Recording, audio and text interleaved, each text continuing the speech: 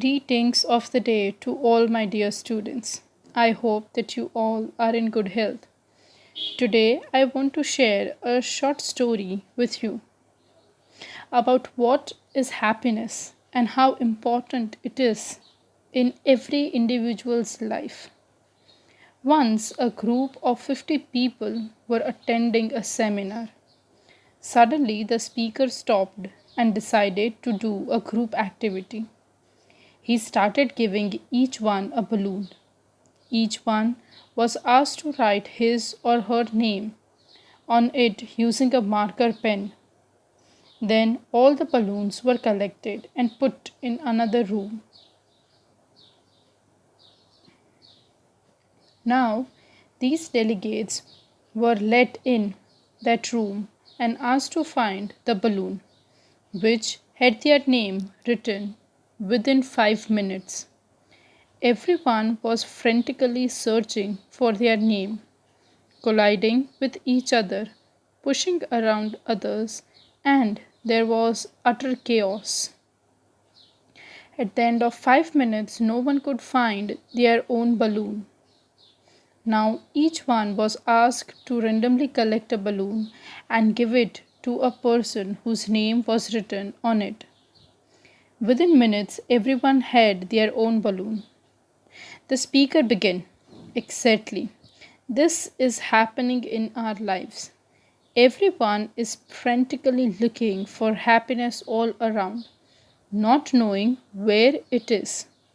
Our happiness lies in the happiness of other people.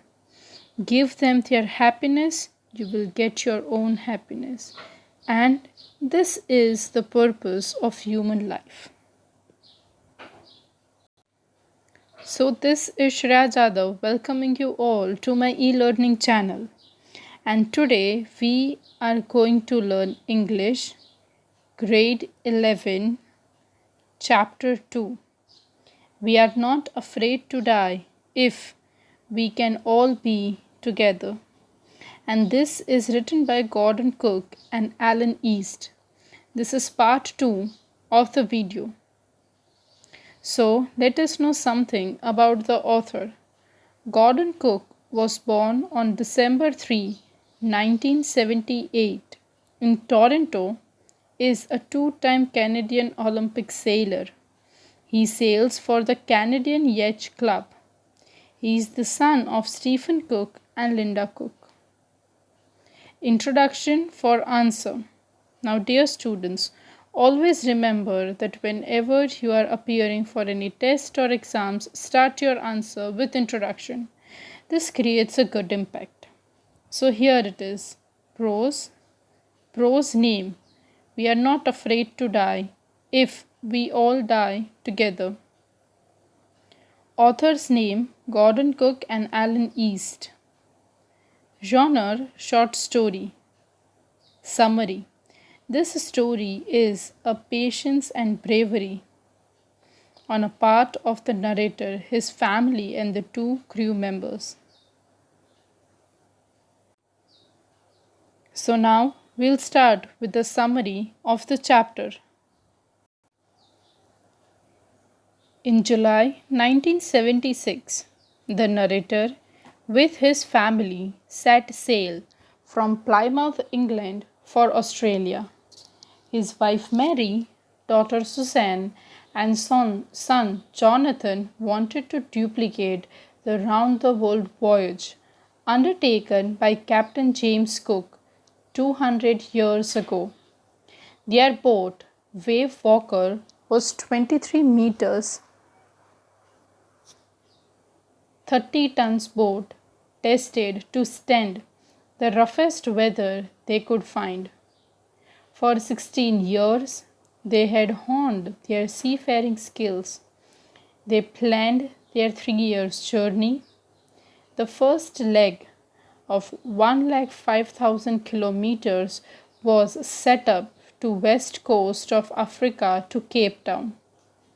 From there, they had two crewmen, an American, Larry Fickle, and Swiss Herb Sigler, to help them tackle the world's roughest sea, the Southern Indian Ocean. They faced strong winds on the second day from Cape Town, and in the next few weeks, the waves were about 15-meter high.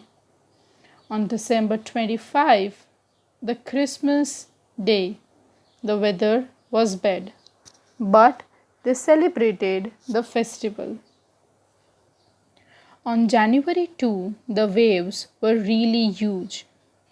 The first indication of impending disaster came about 6 a.m. On January 2, an ominous silence prevailed all around. The wind dropped and the sky turned dark. Then there was a growing roar and a huge vertical wave, almost twice the height of other waves, came towards the boat and hit it. There was a loud explosion and water gushed in from all sides and wrecked the boat. The narrator's head smashed against the wheel and he was tossed against the boom of the boat and then around the deck like a rag doll, cracking his left ribs and breaking his teeth. They somehow survived for 15 hours, and by the morning of 3rd January, they had managed to pump out the water. There was a tremendous leak below the waterline. The rib frames of the boat were damaged down to the keel of the boat. There was nothing holding up a whole section of a starboard hull except a few cupboards, partitions. The narrator and his wife Mary felt that their end was near and doubted if they would survive. The children were hurt during the disaster, but they bore their pain. The son went on to tell his father that they didn't mind even dying if they were together. The narrator's boat, Wave Walker, had reached a remote part of a southern sea, which was not the route of the other ships, so they didn't receive any response to their mayday calls. His accurate seafaring skills had brought the boat to safety and had saved everyone's life. The boat was in no position to reach Australia, so the narrator made some calculations and found two small islands a few hundred kilometers to the east, and they hoped they could reach one of them. The father was motivated to save his boat and all aboard. They When they reached the Amsterdam, the son came to tell his father with gratitude that he was the best daddy and the best captain in the world. So, this is all about the summary of the chapter. Now, we shall continue with the reading and explanation of the chapter.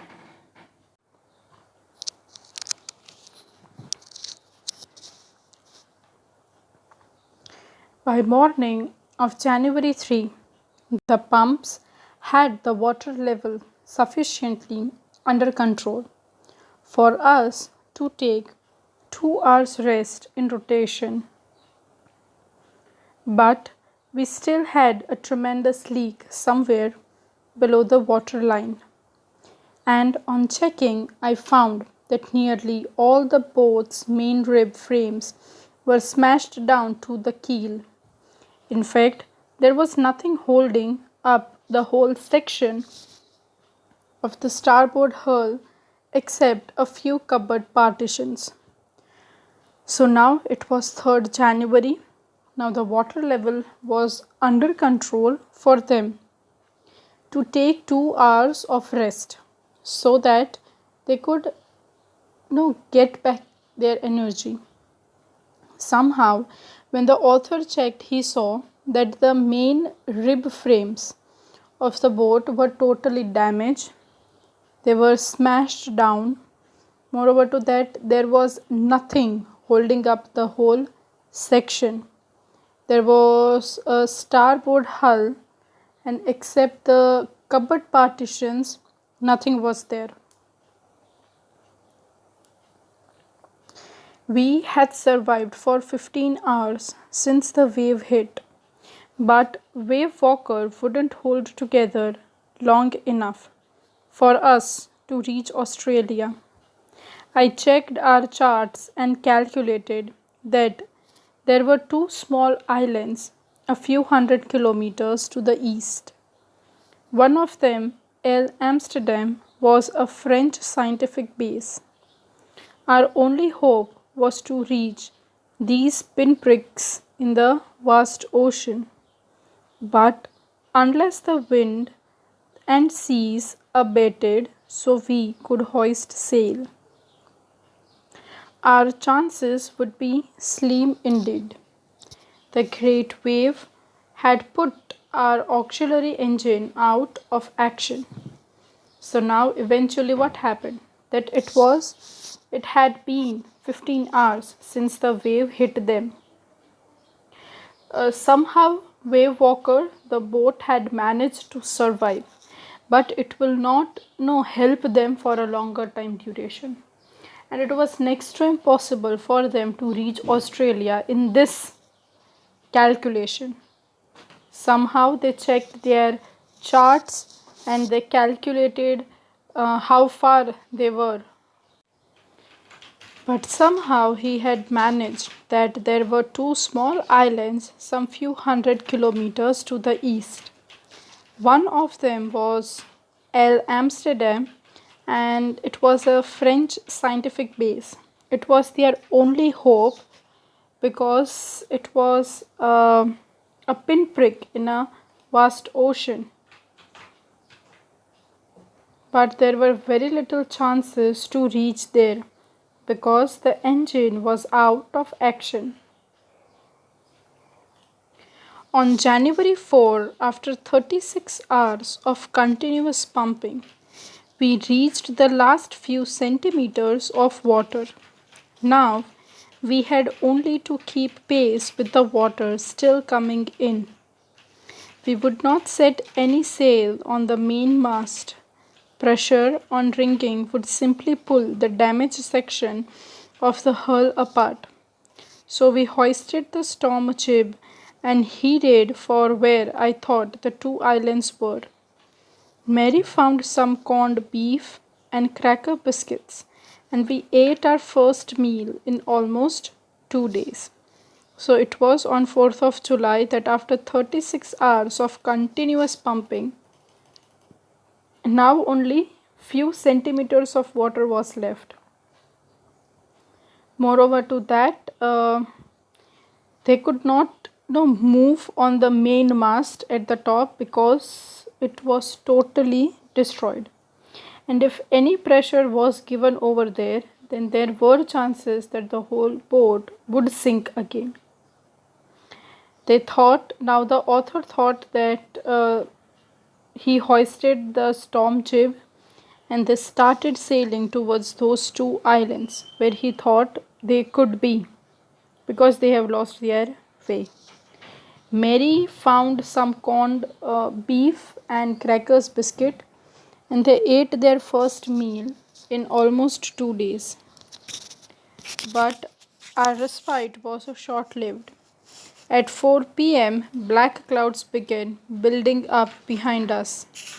Within the hour, the wind was back to 40 knots and the seas were getting higher. The weather continued to deteriorate throughout the night, and by the dawn of January 5, our situation was again desperate. When I went in to comfort children, John said, "Daddy, are we going to die?" I tried to assure him that we could make it. "But, Daddy," he went on, "we aren't afraid of dying if we can all be together, you and Mummy, Sue and I." So now it happened that on 4th of January after 4 p.m. they had a short break, but after 4 p.m. the black clouds started forming behind them. And within an hour, the wind was also blowing very steadily, and the seas was also getting higher. The weather continued to deteriorate throughout the night, and by the dawn on January 5, the situation again became very desperate. When the author went to comfort the children, John asked that were they going to die? At that time, the author thought that I should now assure him that somehow they would manage. But Daddy, he went on, we aren't afraid of dying. If we can all be together, you and Mummy, Sue and I. So the Jonathan said that he was not at all afraid to die if they all were together. I could find no words with which to respond, but I felt the children's cabin determined to fight the sea with everything I had. To protect the weakened starboard side, I decided to heave to with the undamaged port hull facing the overcoming waves. Using an improvised sea anchor of heavy nylon rope and two 22-liter plastic barrels of paraffin. That evening, Mary and I sat together holding hands as the motion of the ship brought more and more water in through the broken planks. We both felt the end was very near. So, now eventually, what happened? When Jonathan said these words, the father was overwhelmed. He didn't had what exactly to respond to him. And he just left children's cabin, and then he was determined.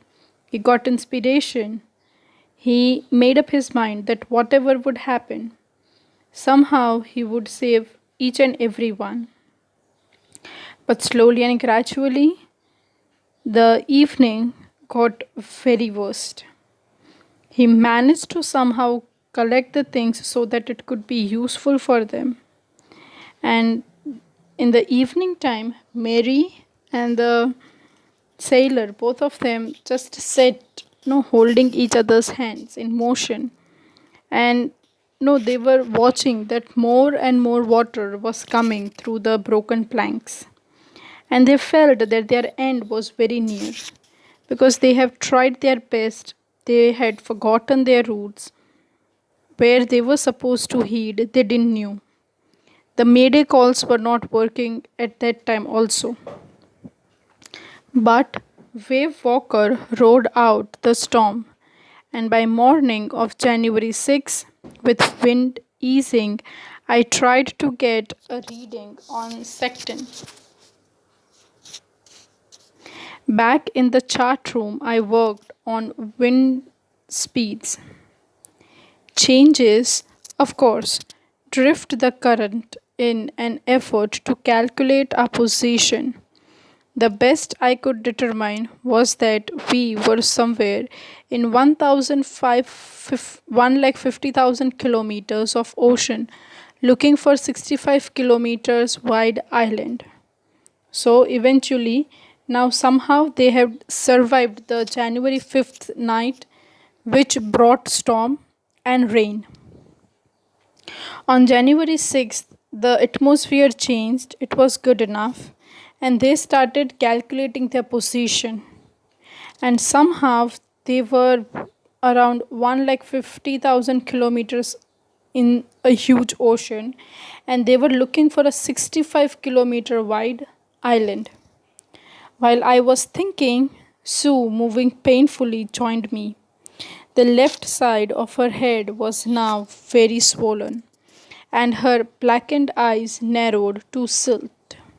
She gave me a card she had made. On the front, she had drawn caricatures of Mary and me with the word, "Here are some funny people. Did they make you laugh?" I laughed a lot as well. Inside was a message. "Oh, how I love you both. So, this card is to say thank you and let's hope for the best. Somehow we had to make it. So, as the author was making his calculations to reach to that 65-kilometer wide island, at that time Sue was moving painfully here and there, and he joined the author. And her left side of her head was now swollen totally. Her eyes were blackened and very narrow, had become very narrow. The card, she had made a card for his father, and on the front of it there were caricatures drawn of Mary and his father. And there were some words that see, here are some funny people. When the author looked at it, he laughed as well. And there was a message inside it that he loved them a lot. And this card was to say thank you to them and let's hope for the best. And somehow we had to make it.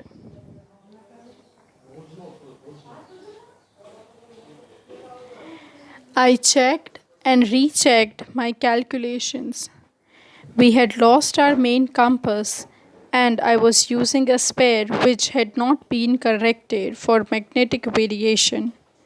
I made an allowance for this and another estimate to influence the westerly currents which flow through this part of the Indian Ocean. About 2 p.m., I went on deck and asked Larry to stir a course at 185 degrees. If we were lucky, I told him with a conviction I didn't feel. He would expect to see the island at about 5 p.m. Then, there, with a heavy heart, I went below, climbed on my bunk, and amazingly dozed off. When I woke up at 6 p.m. and growing dark, I knew we must have missed the island, and with the sail we had left. We couldn't hope to beat back into the westerly winds. So now eventually what happened that he checked and rechecked his calculation. Somehow they have lost their main compass in the storm, and they were using a spare one which had not been corrected for the magnetic variations. Somehow he made some assumption, estimated, and with the influence of the westerly currents, he thought that he would reach the island at about 5 p.m. It was around 2 p.m. when he asked Larry to steer the course at 185 degrees. And if they were lucky enough, then they would reach by 5. And with heavy heart, he knew that he didn't had any sort of expectations, but somehow he thought that if the God wills or wishes, then he could stay and everyone could be safe enough. He climbed on his bunk and amazingly he dozed off. When he woke up, it was 6 p.m. and it was growing dark, and he thought that they might have missed the island. And now it was not possible for them to come back into the westerly winds.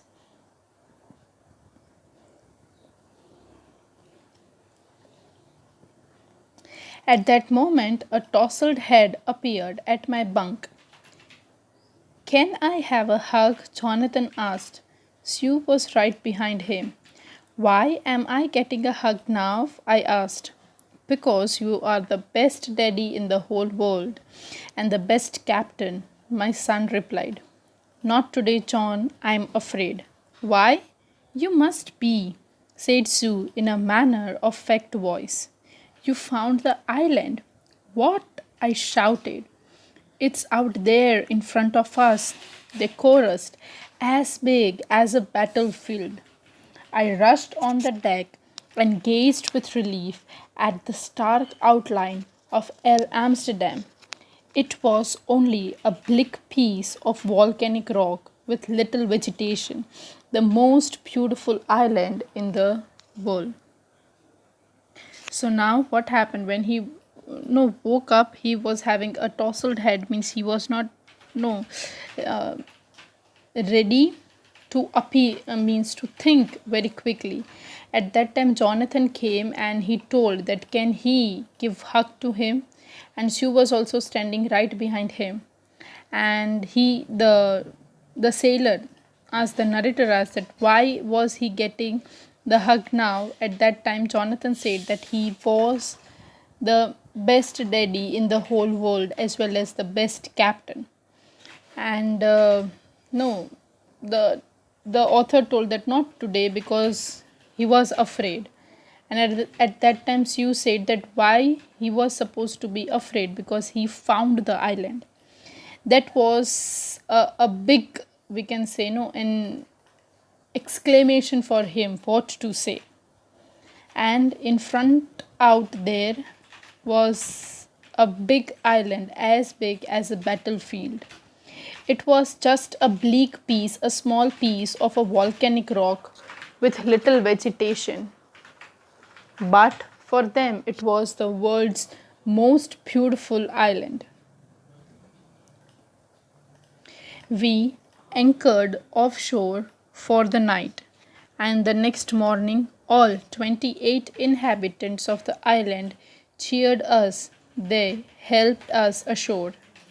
With land under my feet again, my thoughts were full of Larry and Herbie, cheerful and optimistic under the dearest stress, and of Mary, who stayed at the wheel for all those crucial hours.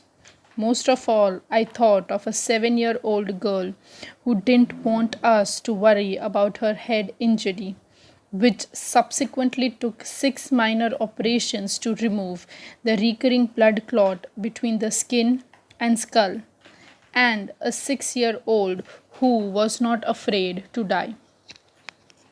So it was that they anchored the offshore for the night, and the next morning, the 28 people living on the island cheered them and helped them to come out and to come to the ashore.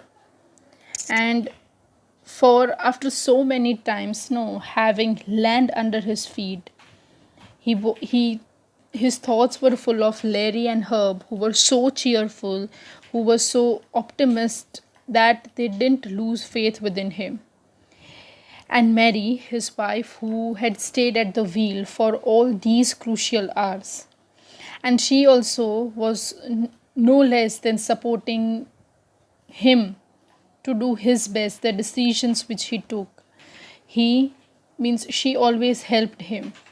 And he thought of a 7-year-old girl who was having head injury, but still she didn't say much more. She didn't reveal much more because she knew that his father was making utmost effort to make them stay alive. Her head injury took almost 6 minor operations of removing the blood clot between the skin and skull. And there was a small 6-year-old boy who was not afraid to die. So, dear students, this is all about the chapter. I hope that every one of you liked the chapter, understood it well. So, thank you for watching and have a nice day. If you still have any doubt or queries, you can comment down in the comment section below. Thank you very much.